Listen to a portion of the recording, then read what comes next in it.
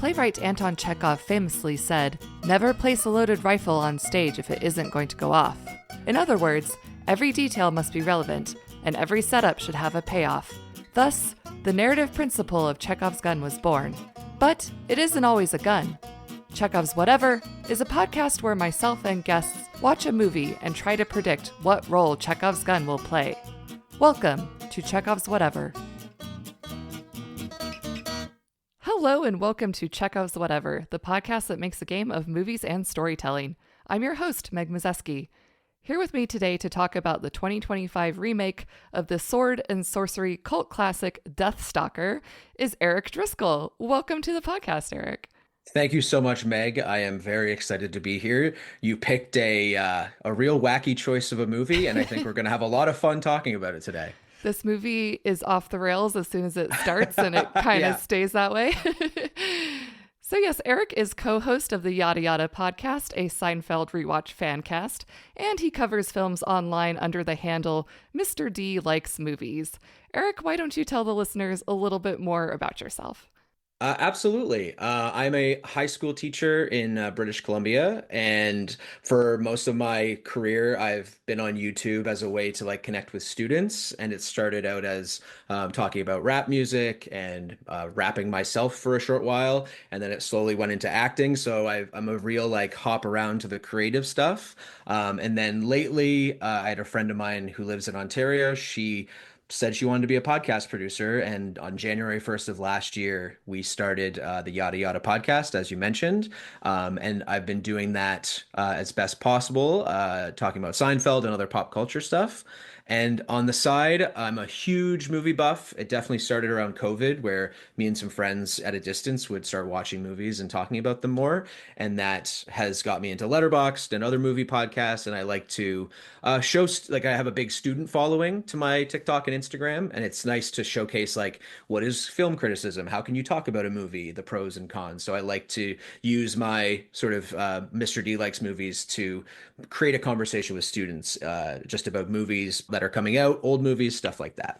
Oh, very cool. And sorry if I missed it, but what subject do you teach, may I ask? Of course. So I was originally just an English teacher. That was my dream since I was grade 11, and I've taught that for a number of years. But since I started the YouTube channel, a vice principal came up to me and was like, "Would you like to teach drama?" So Awesome. I got one block of drama, and then every year it has just grown and grown. And now I've put on plays. I have about 4 or 5 to 6 different drama blocks that I teach, and I'm almost like a full-blown drama teacher, which I feel like my personality definitely fits that vibe. Oh, very cool. Well, it's a real pleasure to have you on the podcast, and I think you might be our first Canadian guest. Oh! So as I mentioned at the top of the episode, we are going to be talking about Deathstalker. This is a 2025 sword and sorcery film, a remake of the 1983 film by Roger Corman. Deathstalker is about a powerful swordsman who recovers a cursed amulet from a corpse-strewn battlefield. Marked by dark magic and hunted by monstrous assassins, he must face the rising evil to break the curse. This movie stars Daniel Bernhardt, Patton Oswalt, Christina Orhalo, Paul Lazenby, and Nicholas Rice. This movie was written and directed by Steven Kostanski, and on Rotten Tomatoes it currently has a 89% critic score and a 72% audience score. So Eric, did you have any expectations for this film? What were your first thoughts? So the only thing that I knew about it going into it was the poster. So I saw the title, Deathstalker, and I'm a big Shudder fan. You mentioned It was on Shudder, and Shudder can be hit and miss sometimes. Sometimes they can be that sort of slow burn that doesn't have a payoff. So I wanted to know a little, not that much going into it, but when I saw the poster, I was like, oh, this is a very specific type of movie that I haven't really seen that much of. So the sort of sword and sandals, epic story type thing. Mm-hmm. I thought John Hamm was on the cover, and I got really excited. So then I was like, oh my God, my wife might want to watch this. We love John Hamm. And then I looked closely, and it wasn't John Hamm. And so I was excited because it just looked fun. It's nice to go on a podcast and talk about something that isn't serious. We don't have to dig too deep into the plot. True. It's just like a fun adventure that even from the opening scene, you can tell this movie is not going to take itself that seriously. And so it kind of alleviated the pressure, and I was excited just to bask in the blood, the very much fountains of blood that were coming across the screen. all the fake blood. Give me all the So fake much. blood you have. All Yes. of it. Yeah.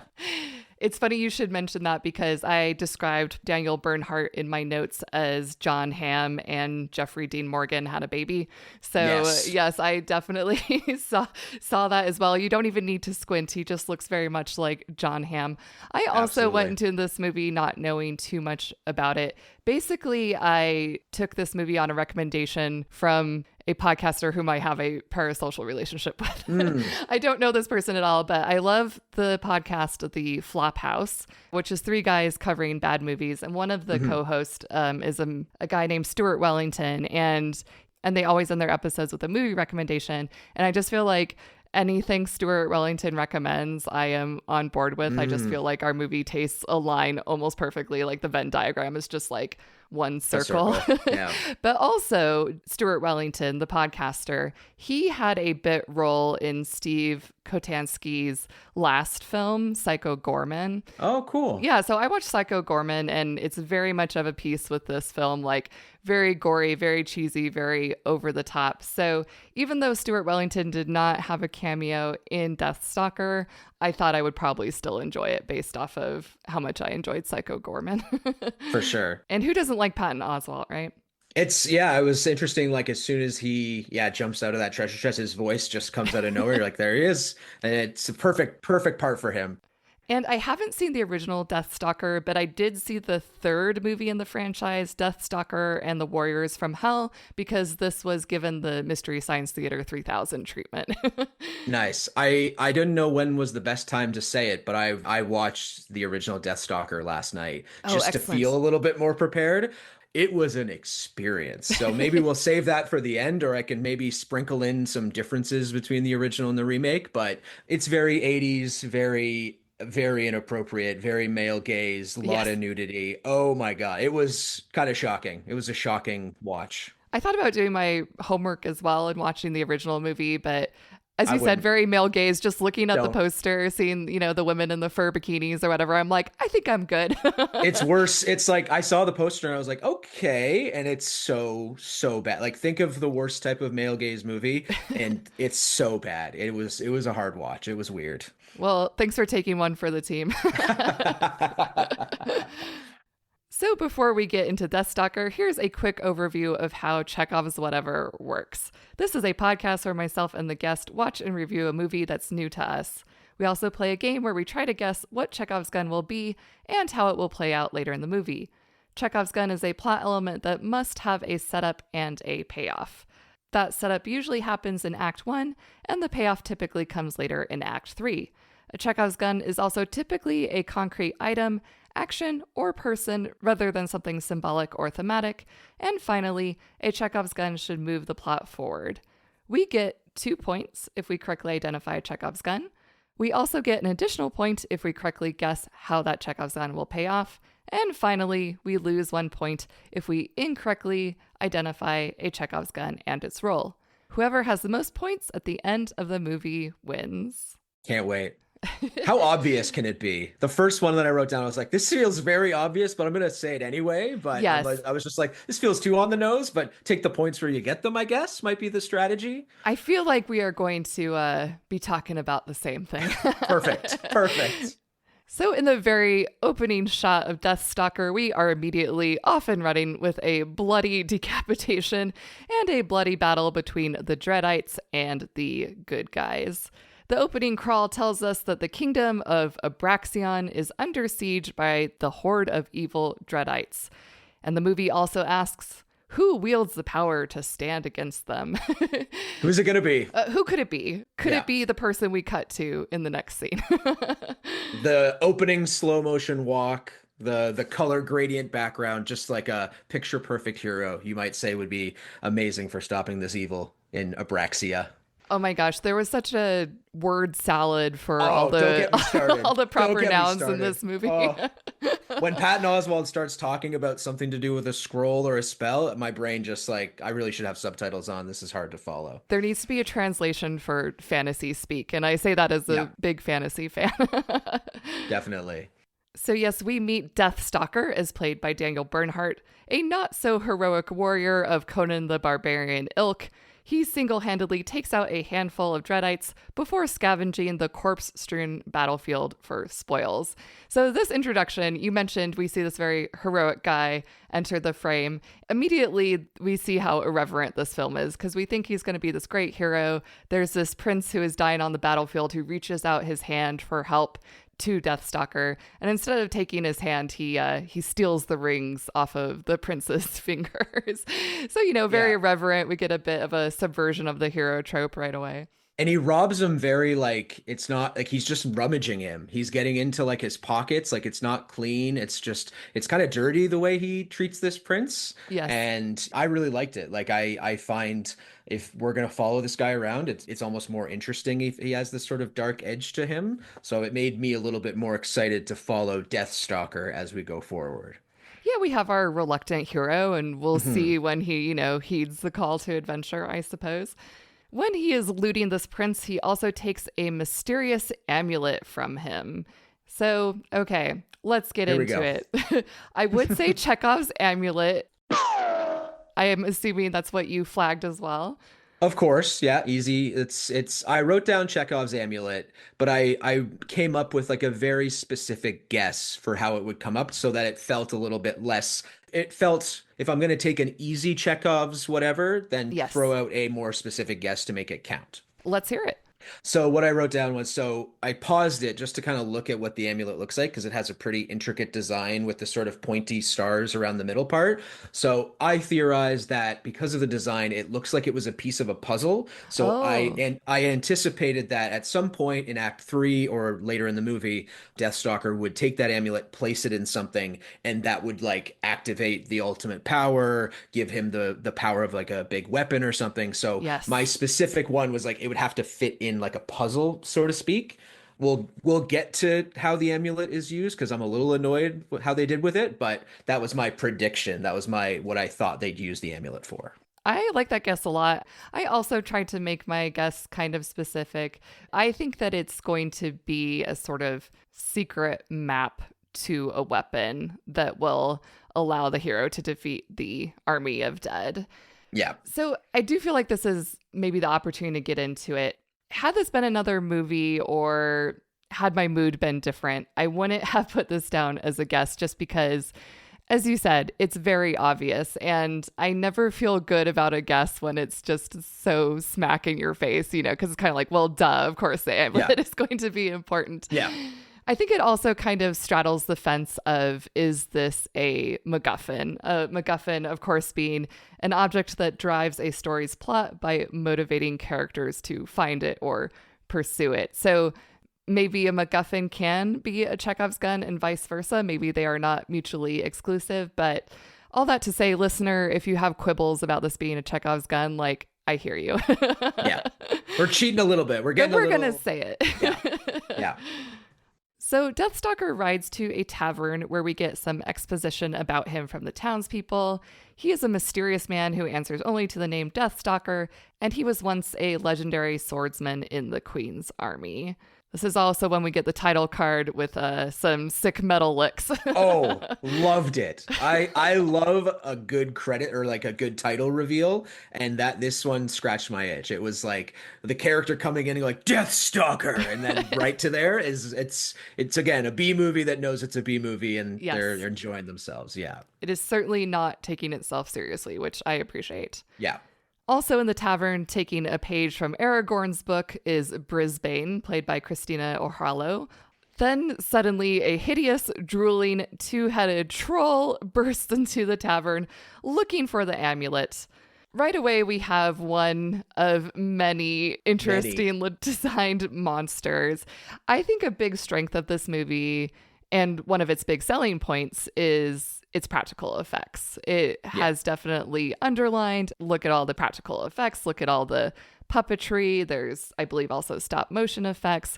Steve Kostanski, the writer and director, his background is in makeup and special effects. So this is obviously a big passion project of his. And I just really applaud that. I love practical effects, even if they are a bit cheesy. Yeah, but I think the seeing this like two-headed monster speaks to one of my favorite aspects, which is just the unique character design that we're going to Yes, probably stop and talk about. Because as soon as you see this two-headed monster, you're immediately drawn in. You're like, this is creative. This looks cool. It's a dope villain to start the movie with, and he's totally. probably like in the power ranking, maybe three or four or five of the best villains that we're going to see throughout the rest of the movie. Yeah, and going back just a bit to the first scene, and speaking of character design, the Dreadite army, I think, is also very well designed. They essentially look like flayed corpses, these sort of like Mhm. musculature corpses. And that's essentially what they are. We find out later that they are reanimated corpses. So there is a lot of visual language in this movie that I feel like was actually quite effective. And I think the name too, because I wrote it down, Dreadites, very similar to Deadites, which is definitely the Evil Dead homage that this movie is like speaking to throughout its run. Like both Evil Dead 2, and definitely Army of Darkness. Like you can see a lot of that inspiration throughout a lot of this movie. As soon as that evil hand came in and tried to, Oh, strangle his yeah. owner, I was like, Evil Dead. Yep. There we go. So Deathstalker does defeat the troll after a bit of a battle, and he sees on the troll a crescent moon emblem or tattoo. I see you pointing. Do you want to say it? Chekhov's symbol of evil is what I wrote down. Excellent. Chekhov's symbol of evil. Yes. Can I do my prediction at this point? Yes. Okay. So again, felt a bit on the nose, so I went specific. Basically, it's the symbol of the Dreadites, the symbol of the evil force that's in this movie. And my theory was at some point, Deathstalker would meet an ally along the way, and then in some fashion, like an arm, like a sleeve is ripped off, and they reveal the symbol of evil, and then he realizes that the person who was alongside him the entire time was a villain. I'm smiling and nodding along because that was my exact Let's prediction as go! well. That's amazing. Oh, that's so cool. He's going to befriend someone. He's going to think Yep. they're on his side, only to be betrayed because he recognizes the emblem. Exactly. Yeah. Look at us. Look at us. Insert Paul Rudd gif. Oh, yeah.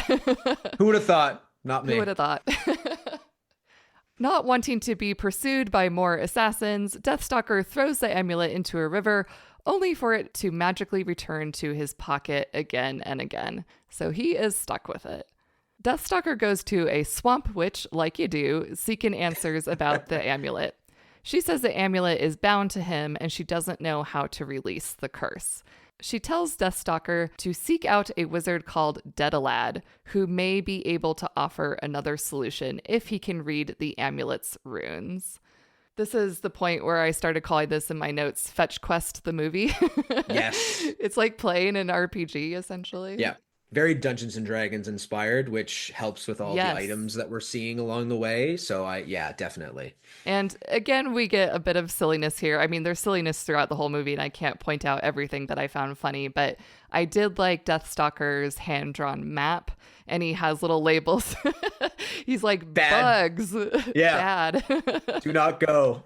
Yeah. beer. Well, I liked because you just mentioned how you had a really good guess with your amulet. Like this could be part of like an intricate, fancy map, and then not like 10 minutes later we get a map, but it looks like a kid drew it, and it's like that's the type of movie this is. So Again, it's kind of a subversion of the fantasy tropes. You Yeah. know, you open up a fantasy book and you get this beautiful, lush map, but not in this movie. no.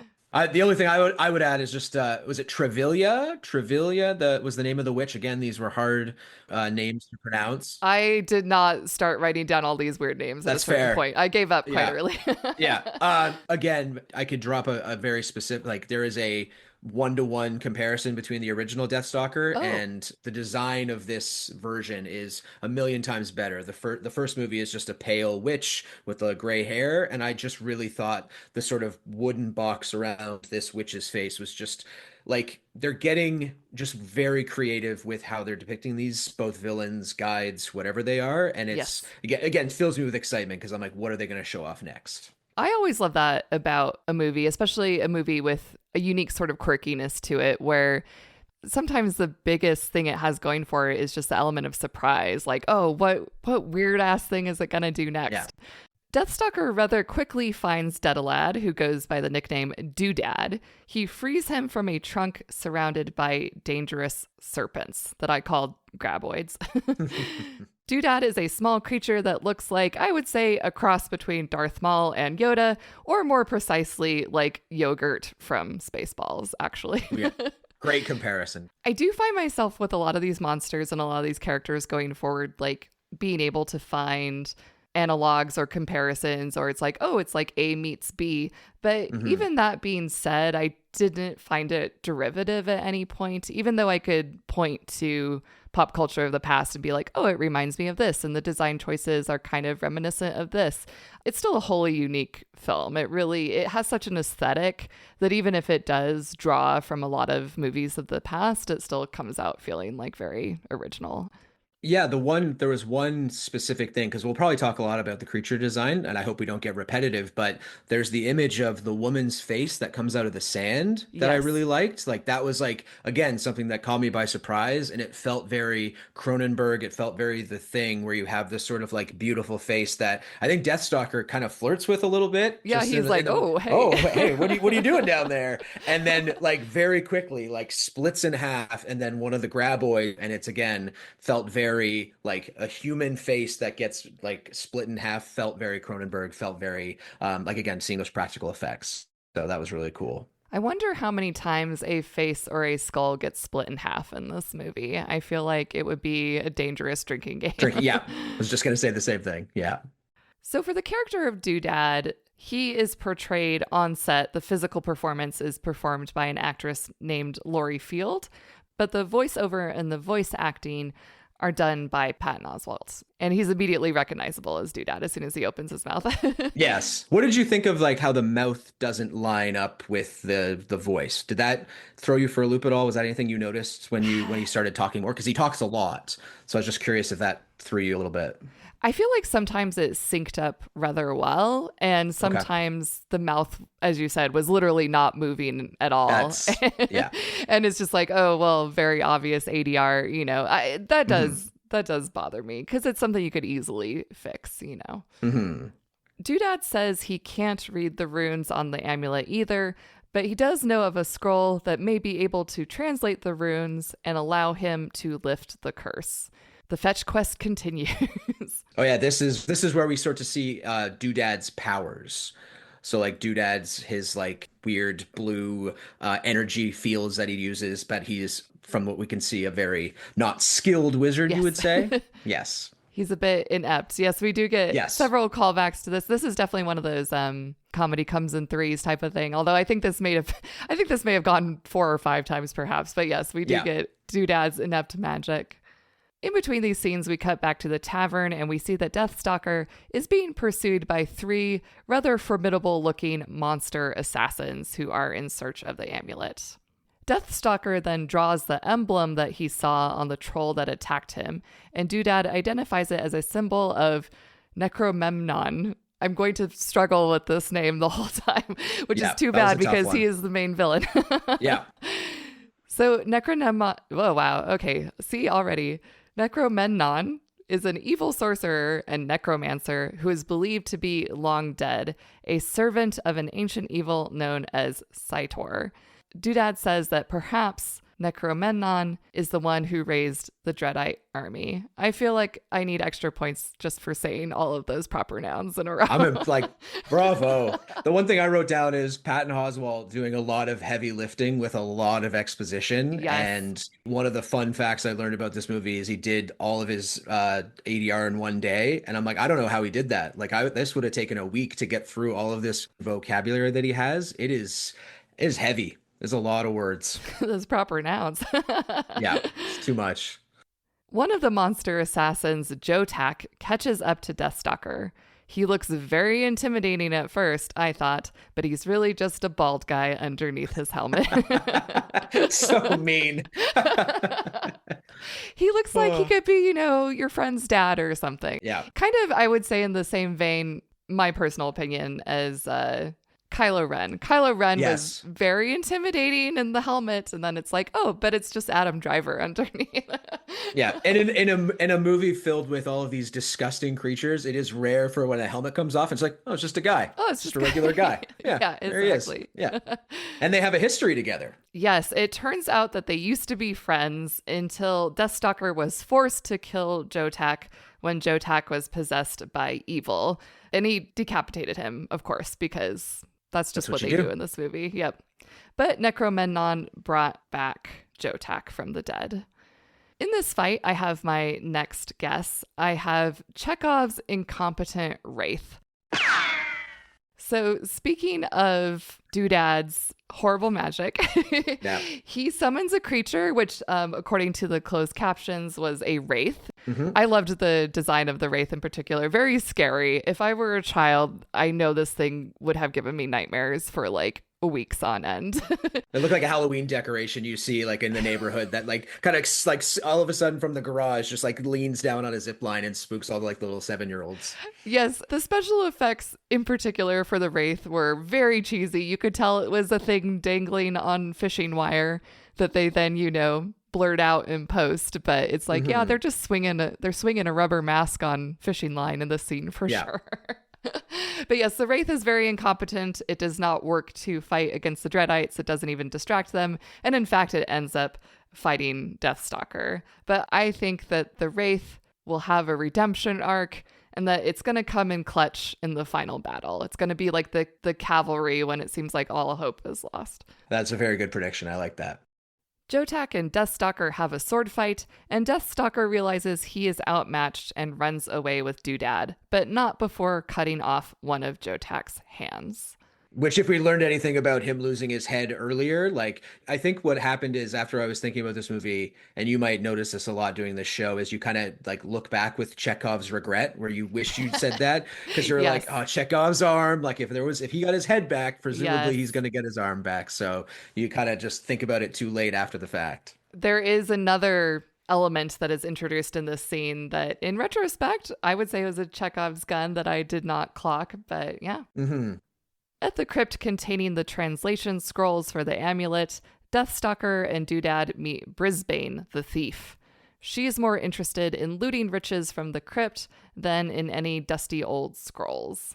And while they are rooting through the crypt, Brisbane finds a dusty old flute. Hmm. And I wrote down Chekhov's flute.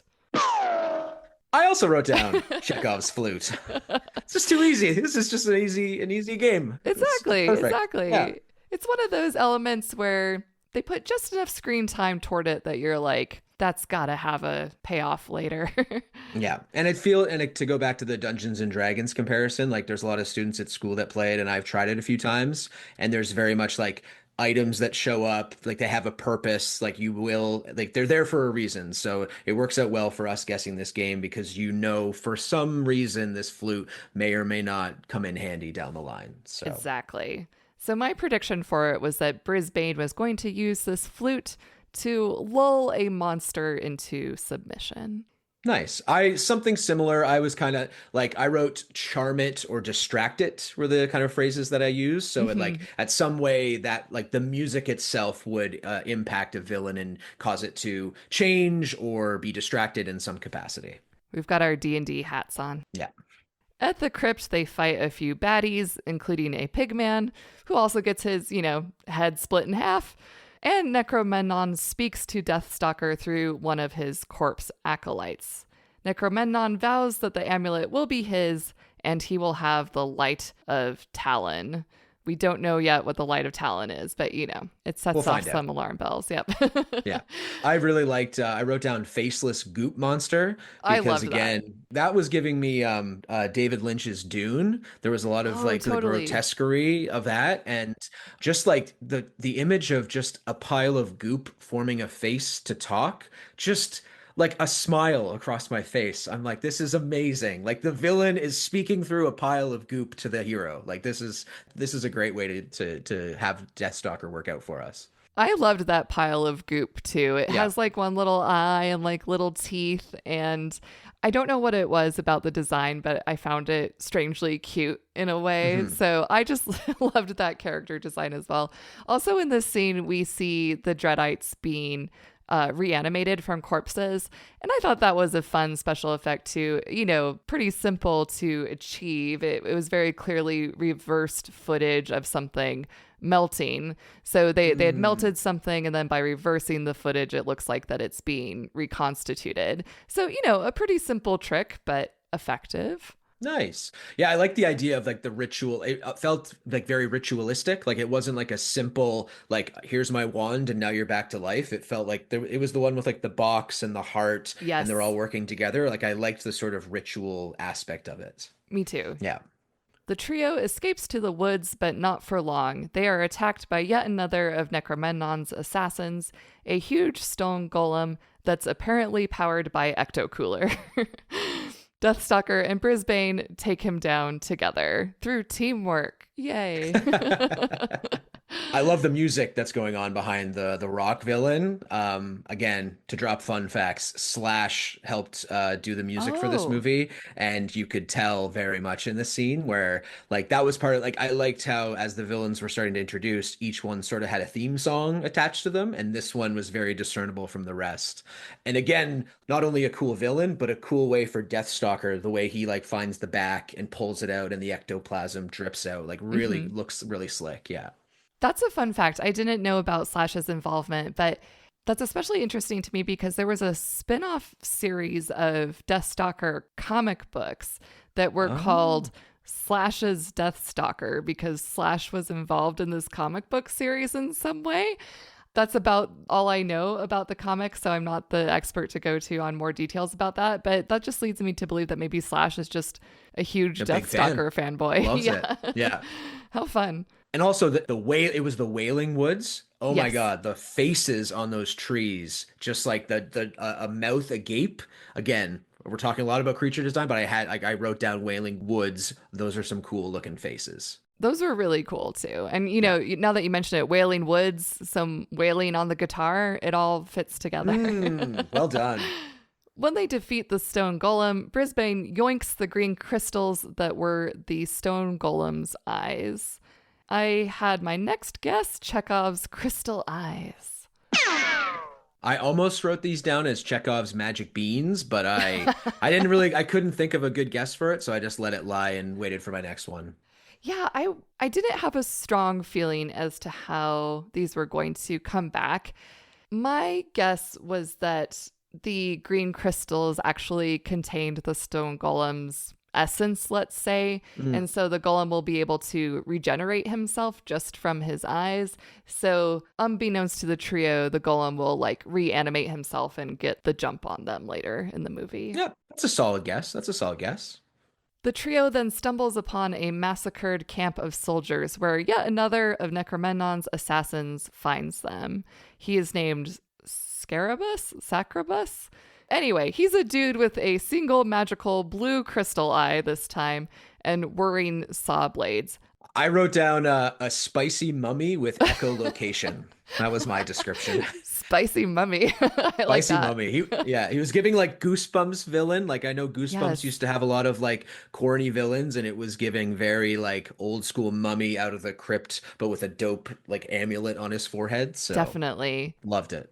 Once again, great creature design. I have to guess that this was maybe a favorite of the directors because I saw this particular creature featured in posters and Mm. screenshots from the movie. And whenever I looked up something about this movie, there was an image of this dude here.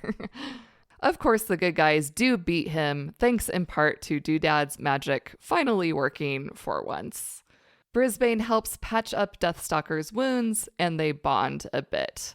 She also has some magical crystals of her own, to which I say, uh-oh, she's a crystal girly. Watch out, Yeah. Deathstalker. Red flags. Yeah. She's Red going to ask what flags. time you were born. She's going to make a star chart. Yeah, yeah.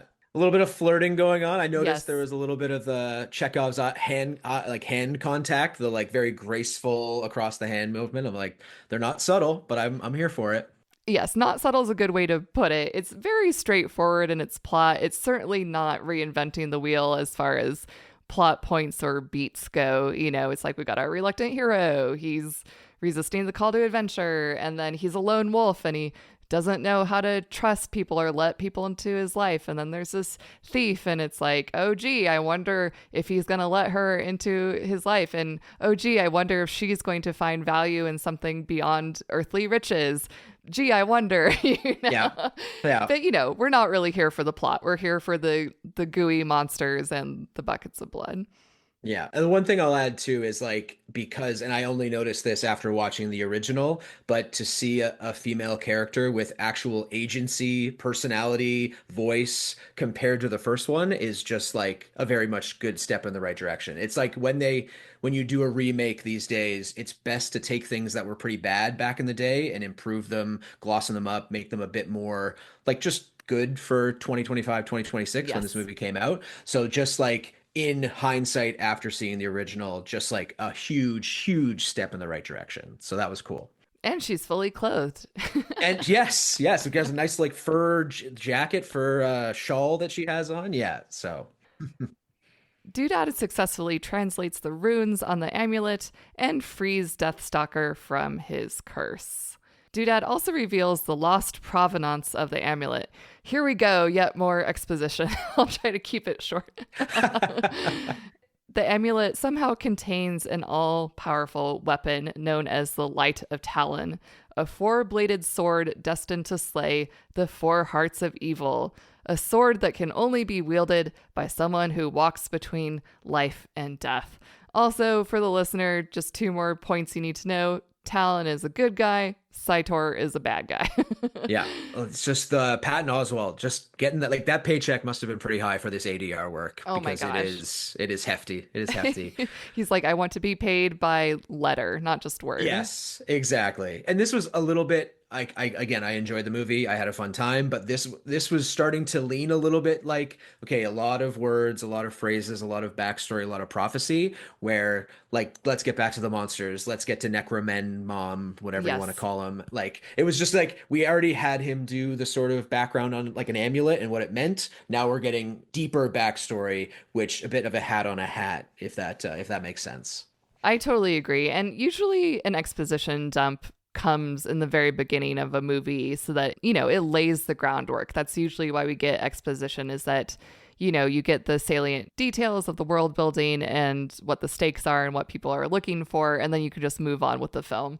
I feel like this is exposition dump like number 3 or something, and we're more than halfway through the movie now. So yeah, the storytelling does sag a little bit, especially when it's like, oh, let's put a pause in the action to tell you about some more gobbledygook names for a while. Yeah, for sure. Surprising no one, Brisbane, the untrustworthy thief, steals the amulet and betrays Deathstalker. How dare she? She delivers him into the hands of Grendel and Grendel's Thieves Guild. For some reason, the thieves have decided to camp in the dead swamps, and they have to fight off a horde of drowned, bloated corpses, which Deathstalker and Doodad ultimately defeat through the power of love. A good hug. Everyone needs a hug. It doesn't matter if you're a swamp monster. Everyone needs a good hug. Yeah. It was the line. There's a line, because again, this movie is filled with cheesy one-liners, but I'd forgotten the joy of music is just like a weird little poetic, beautiful line to throw it in the middle of a swamp monster fight. Yes, exactly. Even though it was cheesy and, the power of love, the power of friendship, it does show that the movie has a heart to it. Like, even though there's a lot of violence, I don't feel like this is a mean-spirited movie in any sense of the word, really. It's very playful, it's very fun and funny, and I do think it has a lot of heart, actually. Psycho Gorman, another of Kostansky's films, has even more heart, I would say. That's kind of like the crux of the movie, is a monster like finding his heart. But there is a little bit of that in here as well.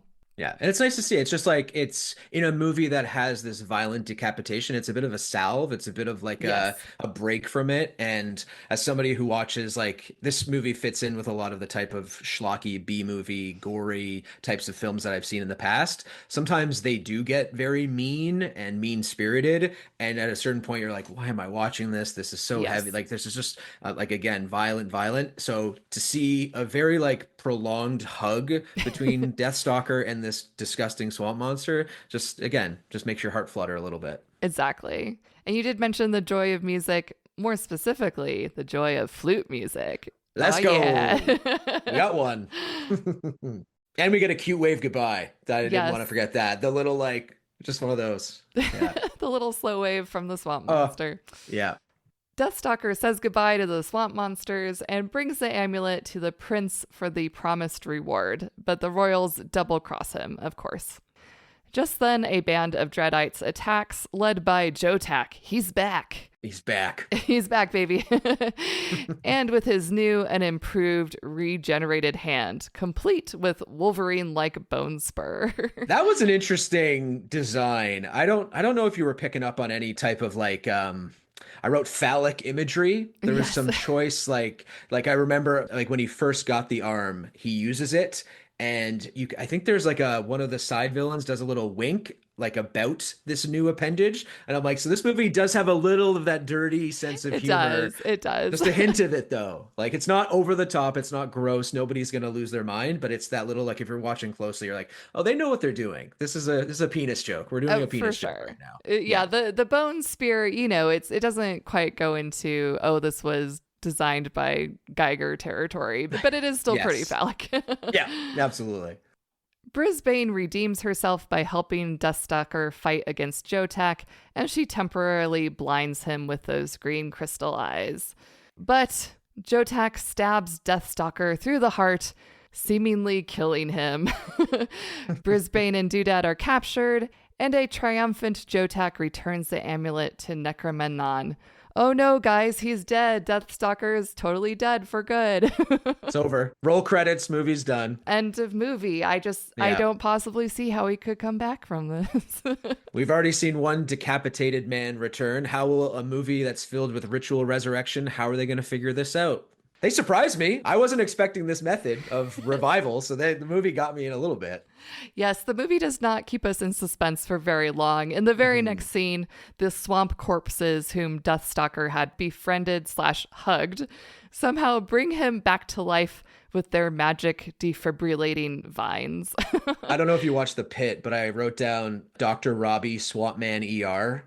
So basically, he performs open heart surgery a la Dr. Robbie from The Pit. And again, you don't expect a swamp monster who doesn't say too many words to be that adept at going into a man's chest cavity and reviving him like that. So he's a man of surprises, a swamp man of surprises. Yeah, it's like a laparoscopic vine almost. Just goes in there and Very detailed, and it's very detailed. Like we see it in there. Like Yeah, it's yeah. pretty cool. Yeah. So we have to assume now that Deathstalker is the one who is prophesized. He is the one who walks between life and death. It's in that moment where Doodad's incompetent wraith shows up and helps to fly Deathstalker to Necromemnon's hideout. Yay, go incompetent wraith. Deathstalker arrives almost in the nick of time amidst Necromemnon's ritual to destroy the amulet, but not before Brisbane is made the vessel of Cytor. Dun dun dun. Deathstalker and Jotak duke it out once and for all, and Deathstalker wins. Of fucking course, because he's the good guy. He's the good guy. So the coup de grace that he delivers to Jotak is that we saw in a previous scene that Jotak has these little seeds, essentially, that he throws on the ground from which the Dreadites sprout. So Deathstalker takes one of these seeds, forces it into Jotak's mouth, and then the Dreadite explodes from within Jotak, killing him. I feel like that was a missed Chekhov's gun, Chekhov's Dreadite seed. Dreadite seed. Yeah, unfortunately. So you win this round, movie. Doodad and Necromemnon engage in a wizard's duel. They each summon a skeleton avatar to fight the other. It's very Pokemon coded. Instead of fighting each other directly, they just I choose you, skeleton warrior. And this feels also like the most Army of Darkness, Yes. Evil Dead reference as well. Like this is where I think we see the stop motion and very clearly stop motion, but I do like your Pokemon comparison because they are very much side by side, not even that far from each other. It's like a very, very intimate battle that they're Yes. engaged in. Yeah. I feel like did we move past have we gotten to the amulet? Because I was very pissed off at how the amulet was used. They just throw it in the cauldron. I was mad because like of the intricate design. I was like, what's this going to be? And they just throw it in like a coin in a wishing well. Ah, that's true. And then it just bubbles up in the cauldron. Yeah. That's yes, Yeah, a yes. bit of an ignoble ending for the super important amulet. My thoughts exactly. Yeah, yeah. After Doodad defeats Necromagnon in the battle, he says, "Did I, Doodad?" And I'm like, really? We're going to have a Steve Urkel joke in this, the year of our Lord 2026. I didn't care for it. I No, didn't me care either. for it. No, no. That landed very flat for me. Yeah. Oh my God. I don't know. You really, to make referential humor be successful for me, and I realize I've made a lot of referential jokes in this episode, so sue me. But if I were writing a movie, I would try to steer away from referential humor for the most part. So I don't know. You really have to stick the landing if you're going to make a 30-year-old joke. And I'm just thinking about this now, but it begs the question, like, was the joke first and then that's why they used the name, which really like, you're just like, look, what if we did this with this line? How great would that be? And then they go into the script and change, like they had like a better wizard name. They're like, no, let's call him Doodad just so we can land that joke in Act 3. If that were true, and if I knew that to be true, I don't know if I could watch another Steve Never. Kostansky movie. No, embarrassing. So even though Deathstalker and Doodad have won their respective duels, unfortunately they are too late to help Brisbane as Cytor takes over Brisbane's body after the amulet has been Alka-Seltzered in the cauldron. Yeah. But as one who now walks between life and death, Deathstalker is able to wield the Light of Talon, which he triumphantly pulls out of the bubbling cauldron, much like Arthur pulling Excalibur from the stone. Nice. So we have this kind of goofy looking sword. I don't know, it is a 4-bladed sword. Yep. Convenient for where the sword's going to go, I guess, but it doesn't look as epic as I think we were hoping when they talk about this, like this powerful, great, powerful weapon that's prophesized. It comes out and you're like, that looks clunky and like heavy and awkward and not the best. And made of plastic. I was not convinced that was a sword. Yeah. So Deathstalker and Cytor have, I would say, honestly, kind of an anticlimactic showdown. This was maybe the least impressive fight of the entire movie when it should have been the big, big battle. Yeah. It's very like in a movie that has all of these like bloody conclusions and like some pretty great fight scenes, specifically the mummy one. This one felt, it's like we're in the third act, we're just wrapping up, like we're putting a bow on it, and it just maybe the budget, it could have been a budget constraint near the end where we didn't have as much like they didn't have as much fake blood, they used it all too much, but it did feel weirdly clean, weirdly convenient. And again, it tied back to that heart metaphor that was made by Brisbane, which was a little hard to follow. But there was something I thought kind of cool about the visual of the 4 blades entering Cytor. That was kind of a slick move, like a slick, clever move from Deathstalker to take off one of those blades and leave 1 heart remaining. Yes. So when Cytor is defeated, Brisbane does survive thanks to Deathstalker not stabbing her heart. I do agree that the heart talk was a little bit strained. Yeah, but I think I liked it as well. Like another reason why I liked it, and I wrote down like Deathstalker, not just a pretty face. Like we've seen him be kind of that like stoic dummy. Like he's just known for quips and one-liners. So the fact that he pulls off a move like that gives him a little bit more credibility. Like he's our hero. He's got a brain. It's not just a handsome face. Like so, I appreciated that. He's not just a Timu John Hamm. There we go. Oh man. I need a t-shirt that says Timu John Hamm. That's amazing. We get our happily ever after with Deathstalker fulfilling the prophecy and saving the world from evil. And we end with a little bit more comic relief as Doodad tries unsuccessfully to destroy the sword per Deathstalker's wishes.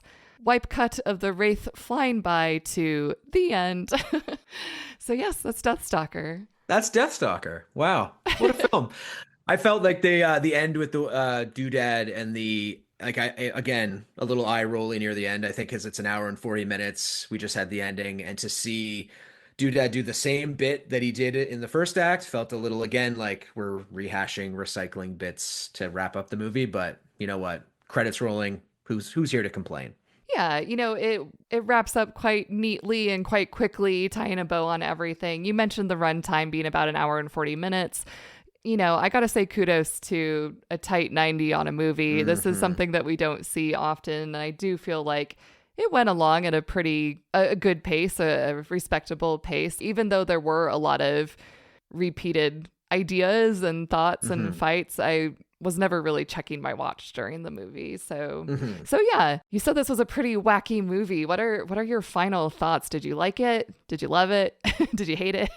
I definitely didn't hate it. I really liked it. I Mhm. think the biggest thing that I can speak to is just the creature design Yes. and something that I didn't mention throughout our conversation is it reminded me a lot of Power Rangers. I don't know if Oh you're yeah. familiar with Power Rangers, but like that was a show for me growing up that was like I was deeply attached to. So the sort of design of villains, they were called putties in Power Ranger, but the Dreadites Mm. being these sort of faceless allies for the villains. Like it just kind of made my heart really happy to see a cool creative movie like this come out just last year. And Yes. then to see again, to watch the original Deathstalker. I picture the director, the creator, the writer seeing that original and just taking the sort of best parts of that and then doing a little bit of world building, adding the Dungeons and Dragons element to it. Like it spends its budget in the best places. The gore is great. There's just a lot of positives to take away when is the story a bit simple? Is it a little bit tacky? Do the jokes not land sometimes? You can look past a lot of that because of how fun and colorful and beautiful and disgusting it is to look at a lot of the time. Yeah, I really co-sign all of that. This is a movie that is just very much my jam. I also understand if it's not someone else's jam, but give me a schlocky B horror movie that has practical effects, that has a lot of silly gore. I don't like excessively gory like slasher films, but when Hmm. the gore is like Monty Python level of gore where you're just, drenching your actors in bright red blood. I don't know. I can't help but be entertained by that. And even though this movie isn't original IP, and I guess we could say it's maybe part of a franchise even that being said, it feels like an original work. I really like that Steve Kostansky just leaves his stamp on everything he does.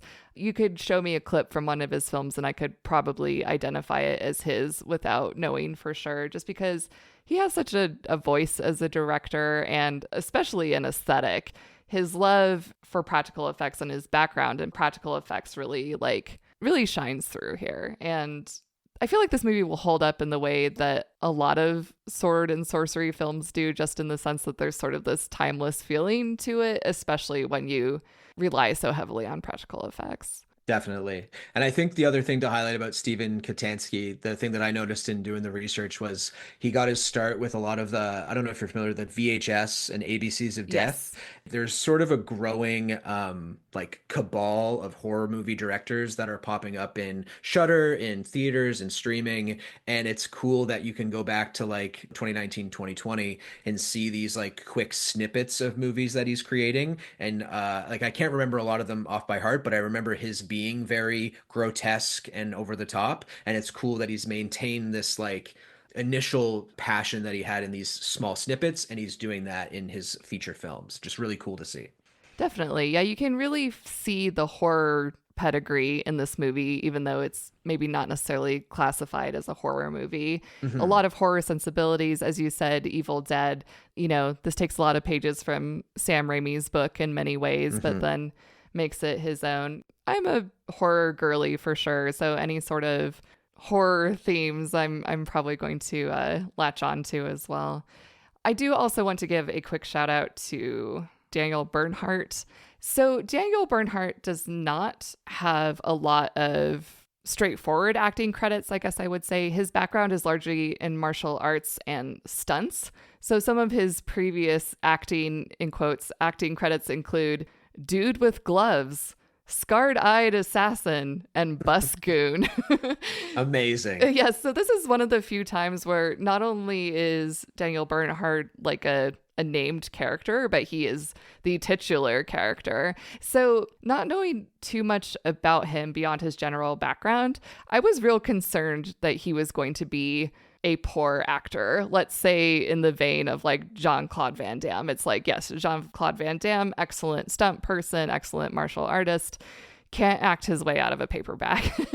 So the material that Bernhardt was given, it's certainly not asking a lot of an actor. It's not like he really has to emote or anything. But I thought he did a surprisingly good job. He had to be the gruff, likable ruffian, and I think he did that well. Yeah, I think it's a movie where he's not giving monologues, he's not giving speeches, it's just the quick one-liners, and I think you're exactly right. The script gives him the leeway to have fun and not get too bogged down. Like there's a reason why he's not explaining the prophecy of the Light of Talon and Patton Oswalt is, and it gives him a chance to like he's a muscly, hot guy who is good at stunt acting, and that's his strength. So the movie immediately starts off in the positive where they're using him in the best way possible. Totally. That's a good way to put it. They play to his strengths, Yeah. literally. Yeah. And you liked it? Yeah, you're pro. I did really like it. I was thoroughly entertained. It's not high cinema or anything, but if you feel like you would enjoy this movie, then you probably will. Let's And go. yeah, I'll give it a thumbs up for sure. So, Eric, on your Yada Yada podcast, you end every episode with a couple of categories. I thought this would be fun to do a nod to your podcast and do some categories ourselves. So, we are going to talk about best and worst outfits, best use of food, and, well, maybe more than one fun fact, but here's one fun fact. So, do you want to kick us off with best and worst outfits, in your opinion?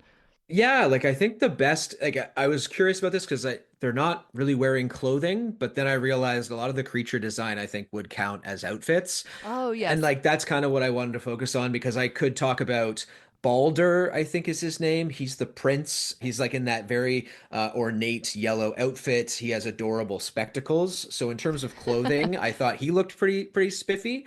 But in terms of the villains, I think in terms of outfit, the witch and the face goop monster kind of Yes. I think solidified my two favorite where unique creature design and just to see that like the chains wrapped around that box, like what is that holding in there really made me curious. And I think that was an easy way to approach the best worst outfit. So the best outfit I would give to probably Travola was her name. The witch would be one of my favorites. Yeah. Oh, that's a great call. I took it a bit more literally, but I love your answer. I Mm. think that was the right way to go. I think the best dressed as far as pure outfits go was Necromendon. So he kind of had like this sparkly Pope hat going on and a very arresting spinal column statement necklace. I like that. I like that. I thought, he's pretty spiffy. And my worst dressed award has to go to Joe Tack.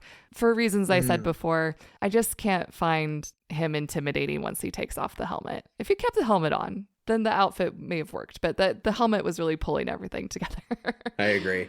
With the food one, because we do Paco's Rubber Band, which is a very obscure Seinfeld reference for those that know. So when we started our Seinfeld podcast, and it's something I don't know if we noticed earlier on, but Seinfeld and food kind of go hand in hand. There's the cereal, there's just often they're at a diner eating. So we like to talk about uses of food. And in this movie, there wasn't a lot, but I did like how around the fire, Doodad and Deathstalker get their skewers out Hmm. and they're cooking up the serpent meat. Like I'm vegan, but it looked pretty damn tasty. They looked like a good meal to have by a fire. So that was my Paco's Rubber Band award. Is just the use of the serpent graboid meat. I think that's a great call. Yeah, I will go with that as well because anytime in a movie, and it's usually in a fantasy movie, where someone is eating something in the woods on a stick over a fire, it's either meant for gross out effect or it's this really like sumptuous looking kebab of some kind, And I'm like, any excuse to eat something from a campfire with like my fingers, with my little fingies, like I Yeah. also thought that those serpent kebabs looked very good. So, so yes, shout out to that one. And then one fun fact, we often say several, and we've actually dropped a few fun facts throughout this, which has been nice. I would say the only one that I had left was the name of the tavern at the start of the movie, Munkar's Tavern. Munkar is the name of the villain in the original Deathstalker. So it's that like Oh, very simple, easy homage to the 1980s one that they draw from. so it was an Easter egg. Cool. Yeah. Yeah, the one fun fact that I had, you already mentioned, which is that Patton Oswalt recorded the voice of Doodad in a single day. And no shade to Patton Oswalt, but yeah, you can kind of tell that this was done in a single day. I do feel like his performance was a little bit phoned in. I'm sorry, Patton. I agree 100%. I saw that fact and I was like, that makes sense. That all tracks. That Yeah. tracks. Yeah. Yeah. All right, well, that's going to do it for our discussion of Deathstalker. And now it's time to move into the game and find out who won. All right, our first guess, we both guessed it, Chekhov's Amulet. We're also in agreement that maybe this was a bit too obvious to pat ourselves on the back for, but we are going to award ourselves points for it nevertheless. We also both guessed Chekhov's. You called it the symbol of evil. I called it the crescent moon emblem.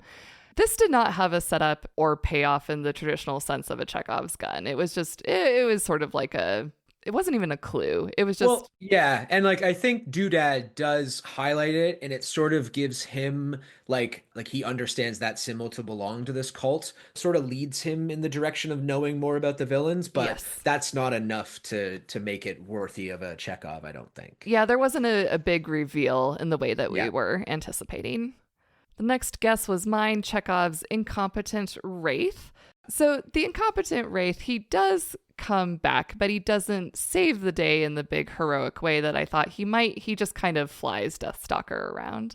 Yeah, and the thing I wrote down is that he's sort of like the Uber network of this this world. So, and I almost liked it because he gets the credits at the end too. Like he's the thing that makes the movie end. So, although he doesn't impact the movie, he does end the movie with his presence. So there's a world where he matters a little bit. He gets his very own redemption arc. So I Yeah, do feel like this had a minor setup and payoff. So I'm going to award myself very partial points for that. perfect. We both guessed Chekhov's flute, and I would say we were right on the nose with that one. I think so. I think the swamp monsters were easily distracted, charmed, and I think without the flute, they would have been killed by the swamp monster. So I think we crushed it. Go us. And finally, I guessed Chekhov's crystal eyes.